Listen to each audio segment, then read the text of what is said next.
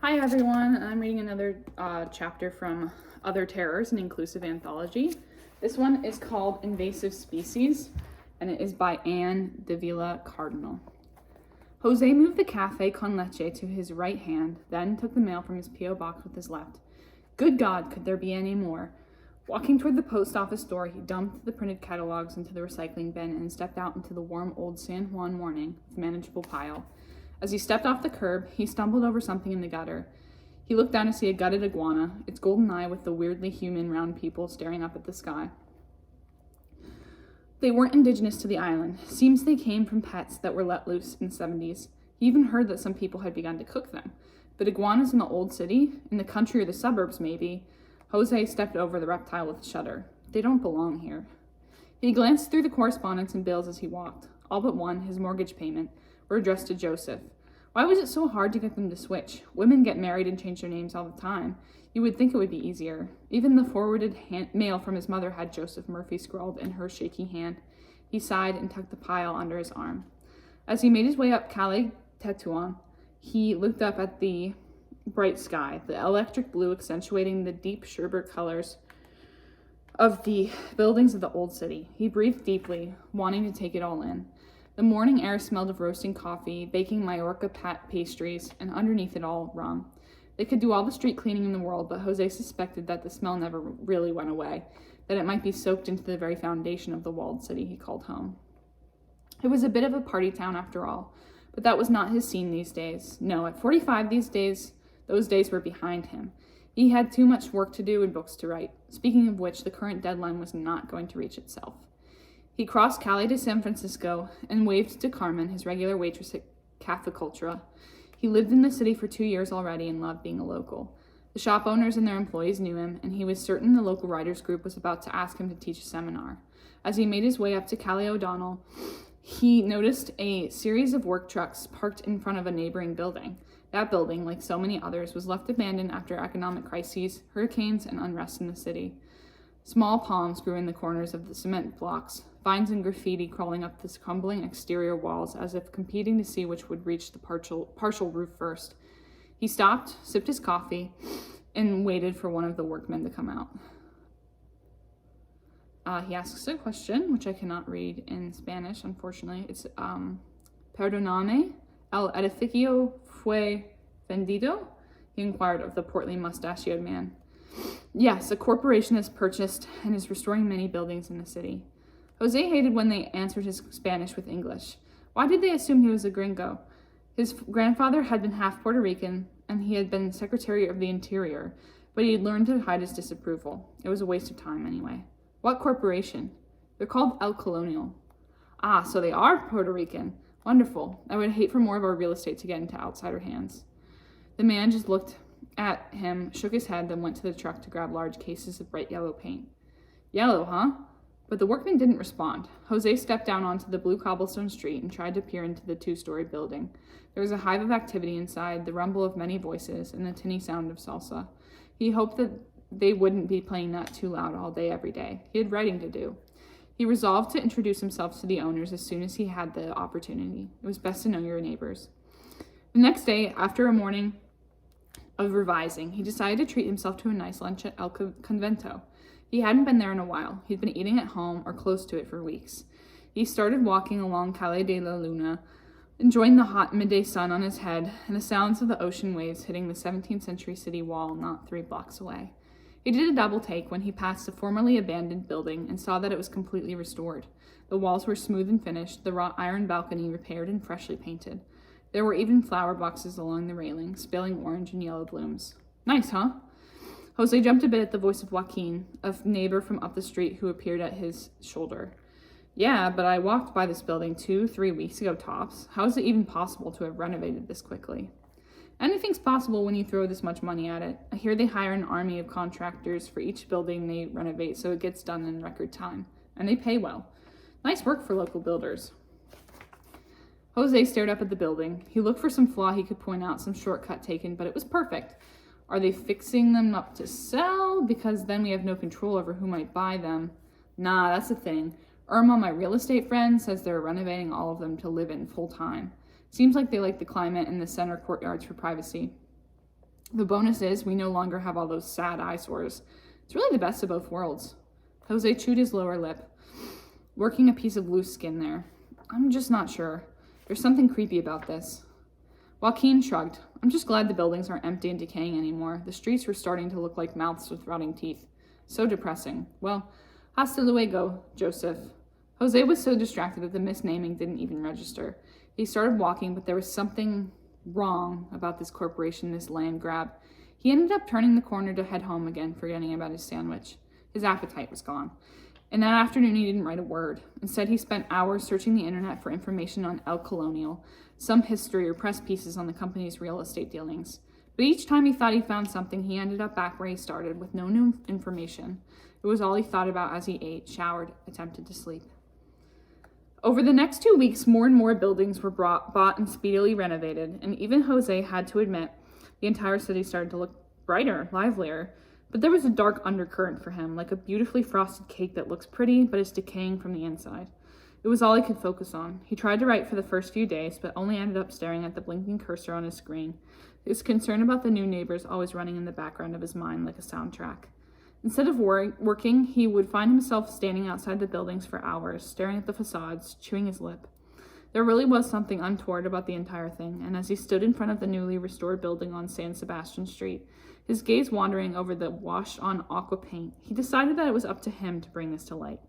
And that night was the monthly-old San Juan Community Resident Committee meeting. He would get on the agenda and bring it up. He barely slept that night, planning what he would say and how they could mobilize to stop this. Jose paced the back of the room, waiting for the meeting to start. Though it was time to begin, people were still meandering around, drinking coffee and chit-chatting. The Poets' Passage, the local business that was hosting this month's meeting, was filled to capacity. Good. More people to rally to the cause. Finally, the chairperson, Elena, called the meeting to order, and people took their seats like a slow-motion game of musical chairs. As usual, the agenda was in a PowerPoint that was projected against the wall behind the stage. First on the list was the proposed new event guidelines that would impact how alcohol is sold during the San Sebastian Festival. Parties. They're always worrying about parties. Why do people get so wrapped up in this petty stuff when their city was being taken over right under their noses?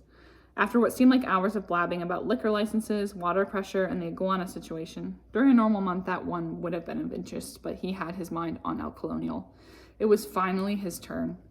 And now, Ileana clicked forward aside with her remote. Jose Murphy has an issue regarding the restorations being done around town by the El Colonial Corporation.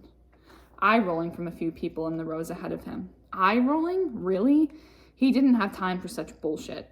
He stood up and headed to the front of the room. He needed the mic for this. As he passed by the other attendees, he heard murmurs. Did you see the beautiful job they did on that building on Fortaleza? It was such an eyesore, especially on such a tourist-heavy street. I know, and the gutted one where the junkies hang out on Norzagare, totally restored. Jose grabbed the mic from Ileana and turned to face the crowd.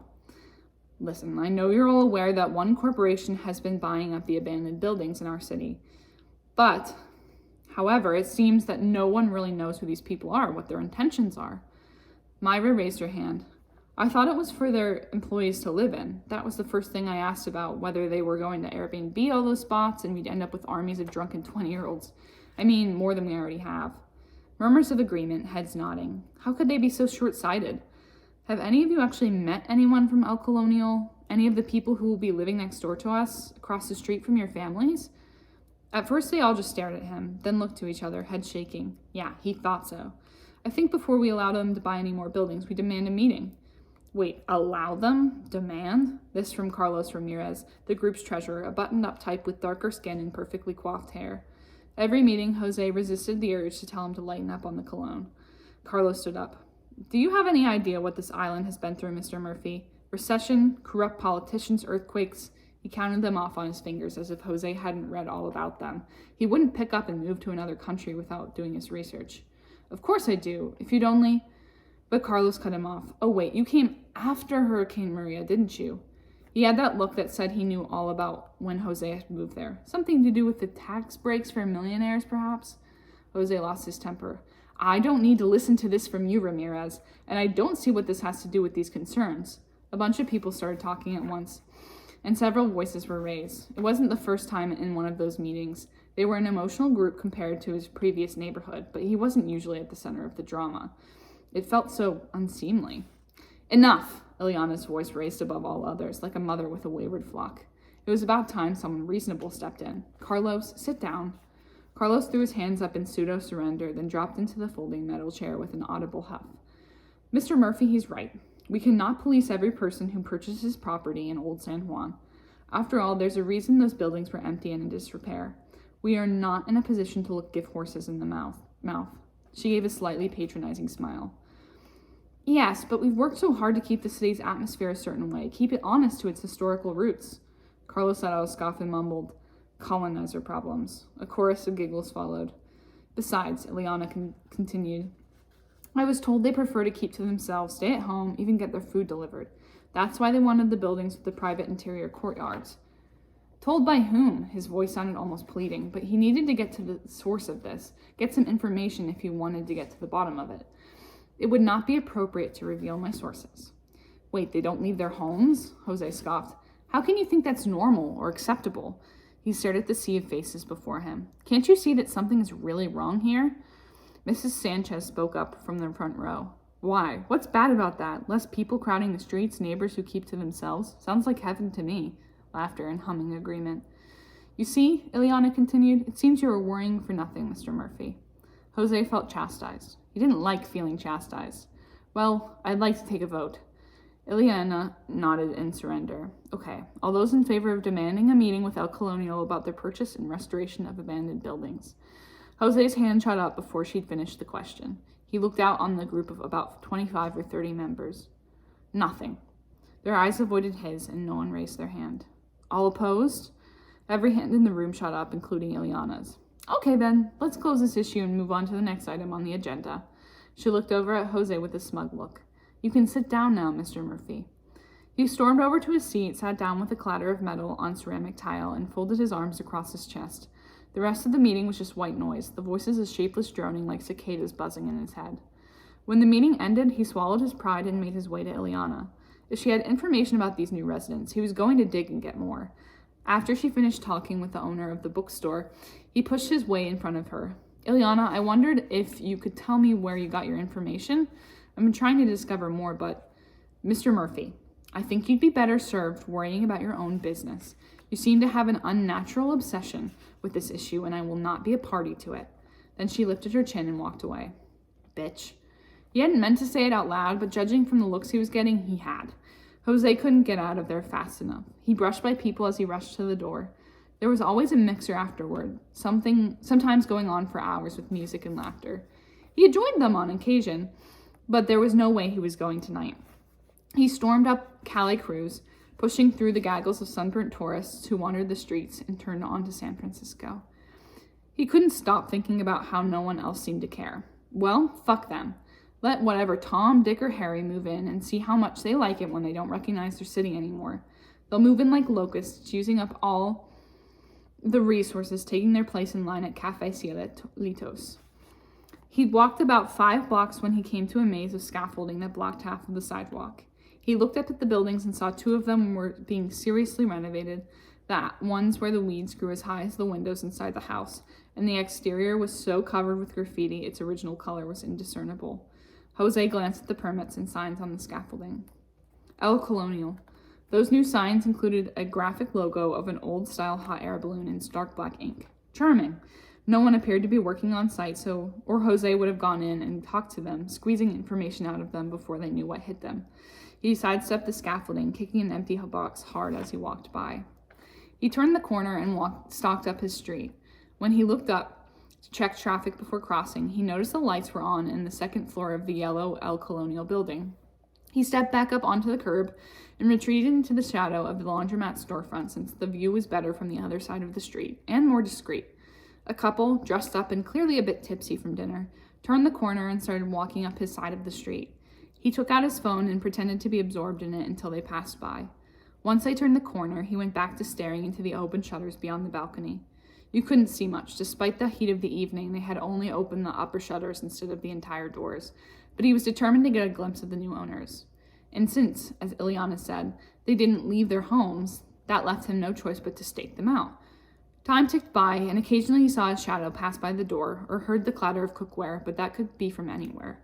His feet were starting to hurt from standing still for so long. His skin was itching terribly, and he could probably use some dinner, but with or without the backing of the neighbors, he was going to get to the bottom of this. His eyelids were starting to get heavy when a figure stepped in front of one of the open shutters. Jose jolted to attention and squinted, trying to get a better view. They were probably not going to be there for long. He needed to get a better look. His phone! He pulled his phone from his pocket and shakily pulled up the camera app. He pointed it at the window and spread his fingers out from the center of the screen, magnifying the image. He was halfway there when the figure stepped forward and out of view again. Damn it. He held the camera there for a moment, the lens still in macro mode. Maybe if he just held it there for a while. The figure reappeared. Jose had to put his other hand up to steady it when the significance of what he was seeing hit him. It was shaped like an average-sized man, head, shoulders, arms, but the skin had been removed, and the red brick of exposed muscles stretched over the chest, around the head in strips. Areas of bone showed through in bright white striations. Jose couldn't breathe, couldn't move. Fear had turned his insides to stone. Shaking, he snapped a photograph, the electronic fake camera sound echoing on the quiet street. The figure's head snapped, and its bulbous eyes seemed to stare right at him. Jesus Christ! Jose's skull was buzzing, the skin suddenly too tight for his head, and he shoved the camera in his pocket and took off back down the street. He couldn't shake the image of those lidless eyes looking at him, looking into him. He wasn't going home, so that thing would know where he lived. No way. He was going to prove that he wasn't crazy, that there was something to worry about with this El Colonial business. There were too many partiers milling about, blocking up the sidewalk, so he ran up the side of the parked cars, dodging traffic on the narrow street as he went. He almost got hit by a car on Caletanca, and on the next corner he stepped into a puddle, breaking the rainbow oil-slicked surface. He didn't care. He had to get there before the social part of the meeting broke up. Finally, he stumbled into the back entrance of the Poet's Passage, almost knocking over bony old Mr. Alateri in the process. He pushed his way to the stage on the far wall and was relieved to see the mic was still live. He grabbed it and spun around to face the group once again. Neighbors, neighbors. Conversation trickled down until there was only the sound of ice tinkling in glasses, and all eyes were on him. I have proof, a photograph of the monster living in the new El Colonial building on O'Donnell Street, right next to my home. He triumphantly waved the smartphone over his head. Ileana stepped forward from the confused crowd. Mr. Murphy, what is this all about? This is highly irregular. While she blathered, Jose plugged his smartphone into the projector and pulled up his photo app. I'll show you. I'll prove to you that I was right. People were quiet as he adjusted the projector's lens, focused on the photograph they had taken just moments before. You'll see, But the image wasn't getting clearer. What the hell? He looked at the phone, zeroing in on the image on the screen. With his shaking hands, he saw that the photograph was blurred, the figure at its center unintelligible, a cloud of muscle red and bone white. His heart dropped into his belly as he fussed with the phone, trying to get it clearer. I swear I saw it, but he realized that nothing was going to make it readable to others. He looked up to find anger spreading across some faces, pity on others. No, he did not want pity. His mind skittered. Wait, why don't you come with me? You can see for yourself. Mr. Murphy, I think maybe if we went there with La Policia, we could get them to answer. Mr. Murphy, you have to. I know what I saw. His shout was loud in the high-ceilinged room, and all sound ceased. He said it again, but quieter. I know what I saw. He looked at the black and white tiled floor and wished he could melt between the tiles and slither out the door, reconstituting only when he was clear of this place. Mr. Murphy. Ileana's voice was gentler then, but careful, as if she were talking to a child or a lunatic. Perhaps you should go home and rest. Rest? Rest? With that monster just down the street? He was gesturing wildly with his hands when Carlos appeared at his elbow. Time to go. And then he was dragging Jose towards the door, talking in his ear. Let me give you some advice, Jose. You're new here, you need to listen more and speak less to understand how things are done here. And Jose whirled around to face the younger man. Don't treat me like I'm just a gringo. I'll have you know my grandfather was half Puerto Rican and Secretary of the Interior. We know. You've told us 1,000 times. They had arrived at the front of the building, and Jose wondered if Carlos, who had about 6 inches and 70 pounds on him, was going to throw him down the 2 steps and onto the sidewalk. Just because you're, 1/8 Puerto Rican, it does not make you a native. Carlos didn't need to say it. Jose could see it in his eyes. But Carlos was just walked him down the steps, let go of his upper arm, and pointed up the street. Go home, Murphy, go home. His voice sounded tired instead of angry. Carlos Ramirez put his hands in his pockets and walked back into the store. After Ramirez disappeared back into the party, Jose turned on his heel and headed home in a daze. He didn't see anything as he walked, just moving downhill by gravity, a discarded hermit crab shell dragged along by the tide. He was almost startled when he realized he was standing in front of his own building, key in hand as if an autopilot. He hadn't even remembered to look up at the second floor of the other building to see if he could catch another glimpse of the creature. He turned his key in the lock and pulled the heavy door closed behind him, throwing the series of locks with a ringing of metal, a comforting sound. He tossed his jacket over the couch and kicked off his shoes as he walked. Jose was suddenly so very tired. It was this feeling that inspired him to leave his previous community, to make this place his home. He didn't expect others to follow, especially not these beings. As he made his way back through the building, he undressed as he went. Well, everyone in that committee will see, and they'll be sorry. He dropped his clothes where they lay, his pants landing over the small palm tree in the courtyard, hanging there like thick khaki vines. He'd have to take that off in the morning so it wouldn't kill the plant, but tonight he was just too tired. When he got to the bedroom, he completely undressed and carefully hung his skin on the custom-made rack in the corner. It felt good to take it off. Imagine not ever going outside, not trying to blend in at all. He scratched the long red muscle on his arm and shut off the overhead light. Fucking monsters. That is it.